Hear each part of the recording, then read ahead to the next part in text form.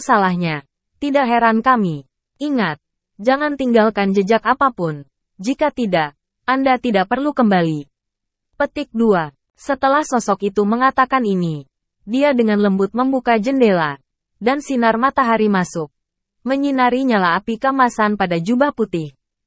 Pada saat yang sama, di arah barat laut daratan Dou, ada kota kecil berskala kecil, berpandangan jauh ke depan, dan bahkan kumuh. Dinding kelabu tua ditutupi dengan jejak tahun. Seluruh kota tidak marah dan terlihat sangat sunyi. Itu mengganggu. Di tengah kota, jurang besar tiba-tiba menggantung di sana, membentang bermil-mil jauhnya. Di atas selokan, pasir hitam dan debu beterbangan di udara, diselimuti lapisan darah dan kabut. Anginnya sangat menakutkan, seperti hantu yang menangis. Berdiri di tepi selokan dan melihat jauh ke dalam selokan, aula hitam menjulang seperti pulau di antara mereka. Di sekitar istana terdapat sebuah danau kecil, berwarna merah tua, seperti darah kering, yang membuat orang gemetar. Ada tiang bendera padat yang disisipkan di tepi danau, dan sebuah bendera berkibar di setiap tiang bendera, dan sesosok mayat digantung di atas bendera. Angin bertiup dari waktu ke waktu, dan kabut darah sedikit terbawa angin, memperlihatkan karakter bayangan besar yang terbuat dari tulang putih di plakat aula. Di sini, ternyata merupakan cabang dari Liga Bayangan yang bergengsi di benua.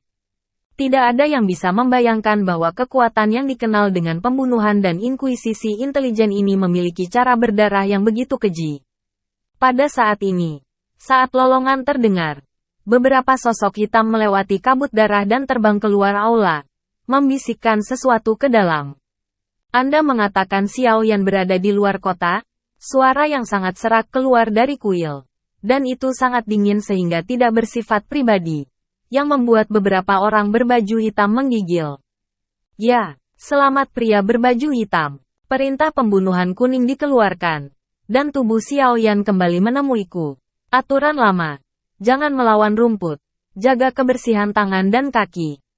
Suara serak itu terdiam beberapa saat. Dan menambahkan kalimat lain. Memulai perintah pembunuhan Huang tingkat ketiga untuk memastikan sangat mudah. Petik 2. Apa? Dipimpin oleh pria berbaju hitam. Sepertinya sedikit terkejut mendengar kata-kata itu. Alisnya berkerut. Menggigit bibirnya dan berhenti. Kita harus tahu bahwa 4 ordo Xuan Huang dari Liga Bayangan sesuai dengan tingkat yang berbeda dari orang yang terbunuh. Dan pembunuh yang dikirim juga berbeda. 4 perintah pembunuhan Tiandi dan Xuan Huang masing-masing sesuai dengan 7, 6, 5, dan 4 petarung bintang. Pembunuh yang dikirim oleh Liga Bayangan adalah pejuang bintang 8, 7, 6, dan 5. Dan setiap pesanan dibagi menjadi 3 level dan 1 level. Sesuai dengan periode awal dan pertengahan Kaisar. Tingkat kedua sesuai dengan periode akhir Kaisar. Dan tingkat ketiga sesuai dengan puncak Kaisar. Dengan kata lain, target pembunuhan dari perintah pembunuhan kuning tingkat ketiga adalah Kaisar Pertempuran Puncak Bintang 4. Dan pembunuh yang dikirim adalah Kaisar Pertempuran Puncak Bintang 5. Setelah Liga Bayangan menerima misi pembunuhan, pembunuh yang dikirim oleh asasin akan selalu menjadi bintang penuh lebih tinggi dari pembunuh untuk memastikan kekeliruan. Dan jika pembunuhan gagal, perintah pembunuhan akan secara otomatis ditingkatkan. Tergantung pada situasi, atau level oleh tingkat atau lintas tingkat. Tapi Xiao Yan hanya berada di akhir periode bintang 4. Menurut aturan aliansi bayangan, itu harus menjadi perintah pembunuhan kuning Orde 2. Bagaimana itu bisa menjadi perintah pembunuhan kuning tingkat ketiga? Bawahan bingung. Apakah perlu bagi seorang pria bintang 4 yang terlambat untuk mengeluarkan perintah pembunuhan kuning tingkat ketiga secara langsung? Bertanya dengan berani untuk pria berbaju hitam. Sesuai dengan perintah rahasia dari aula utama, dia harus sangat mementingkan Xiao Yan. Meskipun dia baru berada di akhir periode bintang 4 dan tidak perlu mengeluarkan perintah pembunuhan misterius, perintah pembunuhan kuning harus menjadi level tertinggi. Husky meninggikan suaranya. Lalu terdiam. Bawahan patuh. Beberapa orang berbaju hitam terdiam beberapa saat. Dan pada saat yang sama, mereka tertegun dan menghilang ke dalam kabut darah. Tampaknya analisis Zenni dan King Haoran sebelumnya meleset. Setan jiwa menginstruksikan setan Yi untuk tiba-tiba menyerang orang-orang Xiao. Tujuan sebenarnya bukan untuk mempermalukan setan darah atau untuk menyapu prestise, tetapi untuk menarik Xiao Yan meninggalkan Giant City, lalu menghabiskan banyak uang untuk meminta Shadow League menghapusnya. Selama Xiao Yan pergi, King Haoran mematahkan lengannya, dan sulit untuk menghentikan iblis roh mendominasi iblis. Rencana berbahaya ini, dan rencana ini juga menggunakan kuil dan, dengan cara ini, ada aliansi bayangan yang hampir tidak pernah melewatkan pembunuhan. Ditambah dengan pengejaran kuil dan, Xiao Yan tampaknya sulit untuk menyingkirkan nasib terbunuh. Dan semua ini, Xiao Yan tidak tahu sama sekali. Dia bergegas ke orang-orang Xiao dengan cepat.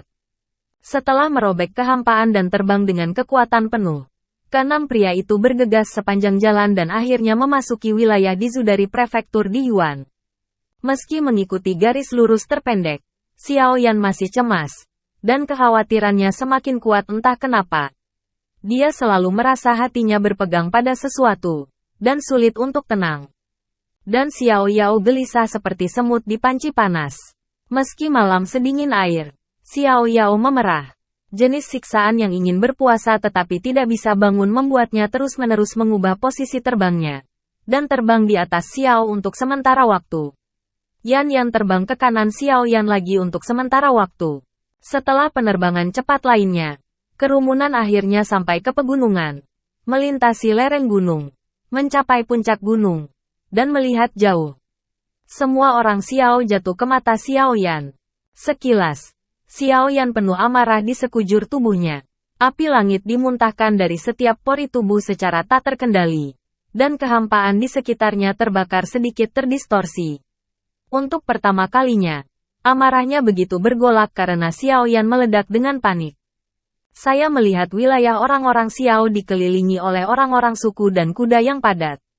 Bendera dari 3 ras ada di seluruh pegunungan.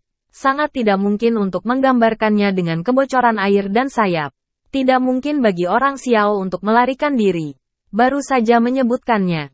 Pada saat ini, orang-orang Xiao, dengan ledakan keras, topeng penjaga goyah orang-orang Xiao akhirnya tidak dapat lagi mendukung mereka.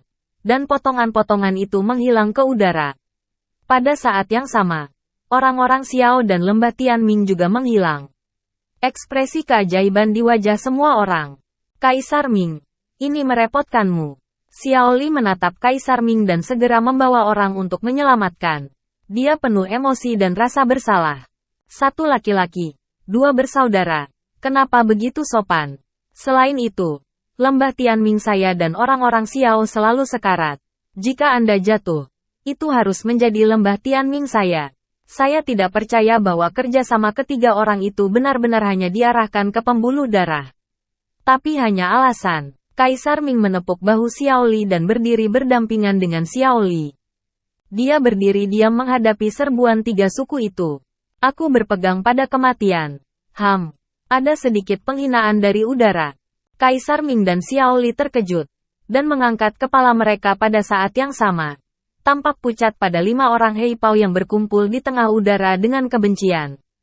Jika bukan karena 5 jubah hitam yang sangat kuat yang muncul secara misterius, dan menyerang secara paralel, tim perlindungan keluarga Xiao akan dipertahankan oleh semangat juang elit Xiao dan Tianminggu. Apalagi 3 ras. Bahkan dengan ribuan pasukan, tidak ada cara untuk menerobos. Saling melirik, wajah Xiao Li dan Kaisar Ming perlahan menjadi tegas. Menyaksikan perbukitan dan pegunungan melambaikan berbagai pendekar pedang. Bendera di tangan Kaisar Xiao Li dan Ming diangkat tinggi-tinggi. Dan raungan terdengar di pegunungan. Semua orang di lembah Xiao dan Tianming mendengarkan. Kami, bukan pengecut, hari ini. Bahkan jika semua mati, biarkan mereka membayar harga darah.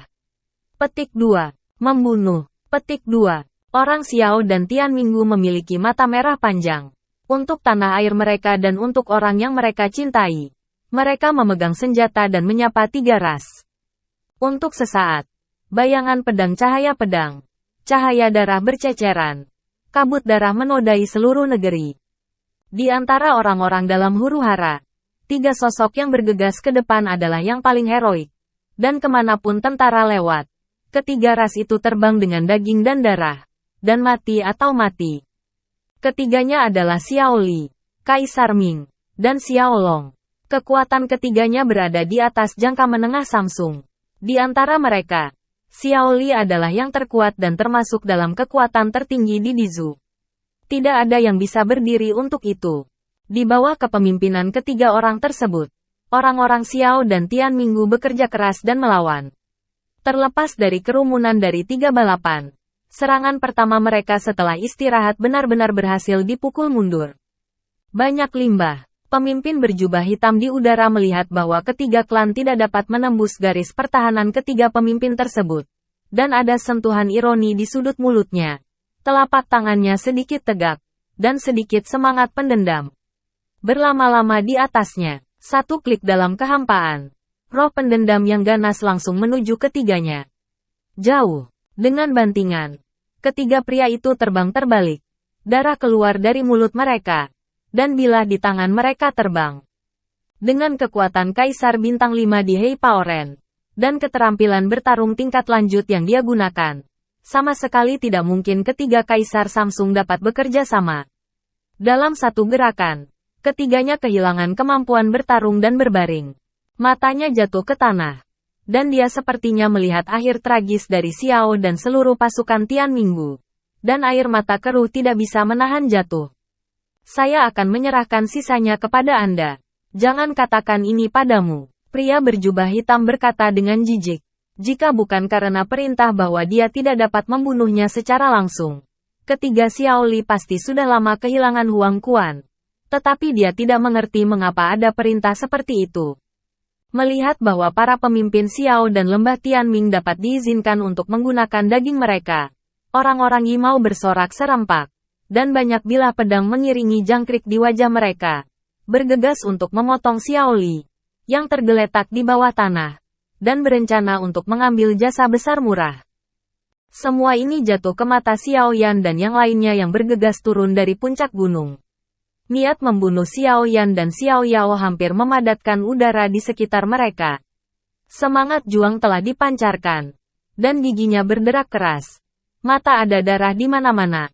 Memancarkan amarah yang tak tertahankan. Saat ini, Xiao Yan tidak punya pilihan selain terbang bersama Xiao Yao dan yang lainnya. Tulang dan sayapnya menyebar, dan angin bertiup tanpa jejak, melaju kencang ke orang-orang Xiao. Beberapa orang yang belum pernah melihat Xiao Yan begitu marah juga meningkatkan kecepatan hingga ekstrim. Mereka ingin mengikuti Xiao Yan dan bergegas ke wilayah Xiao. Namun, terlepas dari kenyataan bahwa semua orang mematahkan jari mereka, dan kemudian berlari lagi dan lagi. Tetapi jaraknya sudah terlambat untuk mencegah semuanya terjadi. Karena ratusan bilah tajam hanya berjarak 1 kaki dari ketiga Xiao Li. Dengan mata terbuka, mereka bertiga akan dihancurkan oleh mayat. Hati Xiao Yan hancur. Pendekar pedang padat melambai ke Xiao Li, Kaisar Ming, dan Xiao Long yang terbaring di tanah dengan luka serius. Melihat bahwa ketiganya akan dihancurkan sampai mati. Pada saat kritis ini, tombak berputar keluar dari udara, dan bayangan pengganggu yang cepat menghantam sisi ketiga pria itu. Senapan perak itu bertarung seperti naga, menyapu semua bilah yang dekat dengannya. Qian Ying kemudian berbalik, dan pistol itu terangkat bersamanya. Saat naga pergi ke laut, jeritan menjerit. Mencoba mengambil yang murah dan bergegas ke depan puluhan pemuja Irak menutupi tenggorokan mereka. Dan darah terus-menerus menyembur dari jari-jari. Jatuh dalam kepercayaan diri, orang-orang di belakang bergegas mundur satu demi satu. Dan ketiga pria Xiao Li tiba-tiba tampak kosong. Kuda-kuda suku yang bertahan di tanah menatap kosong kebayangan di depan mereka. Dan tidak berani melangkah maju dengan mudah. Qian Ying adalah seorang wanita. Mengenakan gaun putih seperti kerudung, seolah-olah dalam kabut asap, dan di bawah rambut hitamnya, dia memiliki wajah yang cantik, tetapi dia pucat dan pucat. Xiao Qi, setelah Kaisar Ming terkejut, wajahnya agak pahit. Dia awalnya mengira bala bantuan itu tampaknya bisa menyelamatkan dua ras di air dan api. Saya tidak menyangka bala bantuan itu adalah cucu perempuan Xiao Li, Xiao Qi. Xiaoqi, bukankah kamu membiarkanmu meninggalkan jalan rahasia dan pergi ke Xiaoyan? Kenapa kamu kembali lagi? Ketika Xiaoli melihat Xiaoqi, wajahnya sangat berubah, dan dia berteriak dengan marah.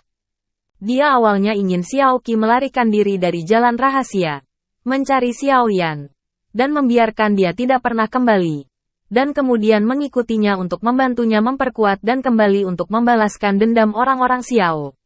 Namun, Xiaoqi yang selalu patuh kali ini tidak menuruti kata-katanya. Saya tidak bisa meninggalkan kakek saya sendirian dan melarikan diri. Meskipun Xiaoqi tidak memberikan banyak kontribusi kepada orang-orang Xiao, pada saat ini, dia hanya ingin tinggal bersama orang-orang Xiao. Xiaoqi, yang berbalik, menggelengkan kepalanya dengan kuat, tatapannya yang keras kepala, yang membuat hati Xiaoli yang marah meleleh. Saya lahir dari orang Xiao, mati sebagai hantu Xiao, dan bersumpah untuk hidup berdampingan dengan orang Xiao. Petik 2. Xiaoqi masih bisa menjadi seorang wanita. Dan bagaimana pria Xiao bisa tertinggal? Kerumunan segera menjadi bersemangat. Karena banjir yang membanjiri saluran sungai tiba-tiba menerobos tanggul. Semua orang Xiao dan Tian Minggu meraung dan mengangkat dengan pisau tajam di tangannya. Memantulkan cahaya Lingyan, pembunuh Lingran. Langkah kaki ketiga ras itu mau tidak mau mundur selangkah. Xiaoli, aku tidak ada hubungannya denganmu dalam hidupku. Sekarang jika saya melakukannya, saya harus memiliki cucu perempuan yang baik. Mingdi haha tertawa dan berdiri. Saya akan puas dengan suami saya jika ada barang yang akan mengalahkan Anda. Xiaoli juga berdiri sambil tersenyum dan meronta. Meskipun Xiaoqi sangat enggan di hatinya. Tetapi sekarang tidak ada ruang untuk bermanuver. Anda bisa bertarung bersama. Bahkan jika Anda mati, Anda bisa bangga. Xiaolong juga berdiri diam. Ketiganya berdiri berdampingan di garis depan tim. Meski darah masih menetes dari sudut mulut mereka, mereka bahkan lebih mematikan. Memaksa ketiga ras itu bernapas dan mundur. Xiao dan Tian Minggu menggunakan tindakan untuk menjelaskan kepada dunia apa artinya mati daripada gigih. Dan apa artinya menjadi seorang suami. Bahkan jika perang mati, perlu menggunakan hidup untuk menulis lagu legenda yang berani. Sehingga orang berdarah dari tiga ras dan kuda juga diam-diam mengagumi. Menyaksikan dengan diam-diam kedua prajurit suku yang dipimpin oleh Xiaoli dan tiga lainnya melangkah maju selangkah demi selangkah. Kecuali untuk ekspresi malu Sekte Yimo, dua kelompok etnis lainnya mundur dalam hati mereka. Kedua ras tersebut tidak memiliki kebencian yang mendalam terhadap orang-orang Xiao. Kali ini mereka menyerang orang-orang Xiao bersama dengan agama Yijiao. Mereka dipaksa oleh jubah hitam dengan kekuatan besar. Dan tentu saja mereka tergoda oleh urat tambang. Awalnya dikatakan bahwa itu hanya pertempuran untuk pembuluh darah. Tetapi pertempuran telah berkembang hingga saat ini. Dan telah meningkat menjadi perang pemusnahan. Inilah yang tidak ingin dilihat oleh kedua klan. Setelah lembah Xiao dan Tianming di 5 kekuatan besar kekaisaran dihancurkan, mereka akan seimbang polanya akan benar-benar rusak. Dan itu tidak akan menguntungkan salah satu dari dua ras. Apalagi kelinci itu mati dan sedih. Dan ada beberapa pria berjubah hitam yang mendukungnya. Apakah kedua ras akan dihancurkan? Oleh karena itu, kedua ras tersebut mulai mundur secara perlahan dari perang. Petik 2. Saat itu, dengungan dingin datang dari udara. Ingin duduk di pegunungan dan melihat harimau duduk dan menikmatinya. Atau Anda ingin mundur? Suara dingin orang Heipao terdengar. Dan monster fantasi serta pemusnahan bergegas ke depan. Petik 2. Dua kelompok etnis yang perlahan-lahan mundur ke belakang segera menghentikan retret mereka. Dan semua orang di nadi fantasi monster memandang seorang pria dengan rambut merah dan merah darah. Ini adalah waktu ketika monster fantasi datang untuk berpartisipasi dalam pertempuran. Pemimpin, tetua kiri dan kanan dari klan iblis sihir, adalah iblis. Di dunia iblis, kekuatan Kaisar Samsung Bintang 3 adalah salah satu dari 10 kekuatan teratas di Dizu. Dan memiliki prestise tinggi di antara monster fantasi. Pada saat ini, dia mendengar kata-kata orang Heipao. Melihat klannya. Mata merahnya tiba-tiba berkumpul. Menyipitkan mata dan menatap ke langit. Senseng berkata, Kami hanya di sini untuk membantu agama Yimo mengalahkan orang Xiao bersaing memperebutkan pembuluh darah bukan untuk menghancurkan orang-orang Xiao. Sekarang, orang-orang Xiao dikalahkan. Kami, para iblis gaib, tidak ingin membantai orang-orang Xiao dan Tian Minggu. Petik 2. Para tetua dunia iblis masuk akal. Tetapi pada awalnya kami mengatakannya dengan baik. Apakah Anda harus mengingkari janji Anda? Wajah patriark yang telah punah selalu berubah. Menatap pria berjubah hitam itu. Matanya berdenyut karena tertipu. Berengsek, orang-orang Xiao dan Tian Minggu masih melawan. Setiap orang yang berani melawan harus disingkirkan. Saya perintahkan Anda. Bawa orang-orang Anda. Dan bunuh semua pemberontak Xiao dan Tian Minggu. Pemimpin jubah hitam di udara berteriak tajam. Saya berkata. Monster fantasi kami hanya ada di sini untuk membantu agama Yimo. Bukan untuk menjadi umpan meriam. Kemarahan dunia iblis menghantam pria berjubah hitam itu. Dan berkata, "Yah, aku ingin iblis ajaib dan pemusnah pergi ke pertempuran terakhir dengan lembah Xiao dan Tianming. Bunuh kami juga. Kalian punya ide bagus." Petik 2. Hal yang sama berlaku bagi kita untuk memusnahkan klan. Semuanya harus sesuai dengan kesepakatan awal. Dan hak mineral urat bisa didapatkan. Sang patriark juga berbicara perlahan. Tetapi tidak berani menyinggung jubah hitam terlalu banyak. Suaranya jauh lebih rendah. Dia sangat terkejut oleh keduanya. Pria berjubah hitam itu menyeringai dan berkata dengan kejam. Apakah kamu masih ingin tidak patuh? Adapun setan fantasi kecil dan pemusnahan Anda, kursi ini dapat dihancurkan dengan sejumput. Belum cepat. Bunuh aku dari Xiao dan Tian Minggu. Petik 2. Anda, ternyata kita, setelah mendengar kata-kata itu, semuanya dipahami. Hati Bapak bangsa bangkit dalam kemarahan. Dan dia meletakkan tangannya di pedang tajam di pinggangnya. Orang-orang berjubah hitam di udara tampaknya tahu apa yang diinginkan para patriark. Dan mata dingin mereka menyapu. Dan suasana dingin yang dingin segera merasuki pasukan pemusnah. Begitu dia merasakan kultivasi yang tak terduga dari orang-orang Hei Pao dan sarana yang ganas, sang patriark mendengus di dalam hati, dan menjatuhkan sarungnya dengan lemah. Dia menghela nafas dan melambaikan tangannya pada suku itu, hanya bergerak sedikit ke kanan dan depan, tetapi hanya ingin menyerang dan tidak benar-benar melakukannya. Ketika dunia monster mendengar kata-kata itu, matanya menyipit dan dia melirik pemusnahan. Dan dia menggelengkan kepalanya sedikit, menghela nafas dalam-dalam, dan berjalan keluar dari kerumunan monster fantasi, menatap Xiao Li 2 langkah sebelumnya. Angin sepoi-sepoi meniup rambut di dahinya, memperlihatkan pupil merah dengan darah, yang mengandung kerumitan yang tidak dapat ditebak oleh siapapun. Di dunia iblis, akankah akhir dari kekuatan besar dimulai dengan suku iblis fantasi Anda? Xiao Li memandangi dunia iblis. Dan hawa dingin meresap ke dalam nada suaranya. Yao Xi tidak menjawab kata-kata Xiao Li. Dia mengerang untuk waktu yang lama. Dan sepertinya telah membuat keputusan di dalam hatinya. Dia menoleh dan berteriak kepada tim keluarga monster fantasi. Di mana prajurit monster fantasiku? Petik 2. Ribuan monster fantasi keluar dari antrian bersama-sama. Pedang mereka keluar dari sarungnya. Dan baju besi mereka tajam. Saya adalah iblis fantasi. Dengan kehidupan yang cerah. Selalu cerah dan harmonis. Saya biasanya memiliki hubungan yang baik dengan Xiao dan lembah Tianming.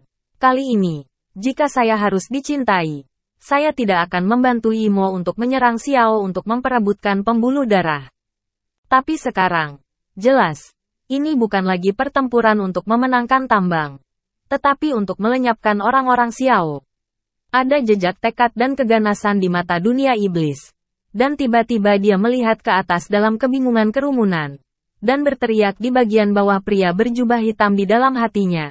Yang ingin saya tanyakan adalah bahwa orang-orang Xiao telah dihancurkan nanti apa? Saya khawatir kita harus pergi ke Tian Minggu. Lalu, bukankah giliranku untuk setan fantasi dan pemusnahan? Petik 2. Tanpa memperhatikan reaksi jubah hitam. Dan meremehkan pengajuan pemusnahan suku.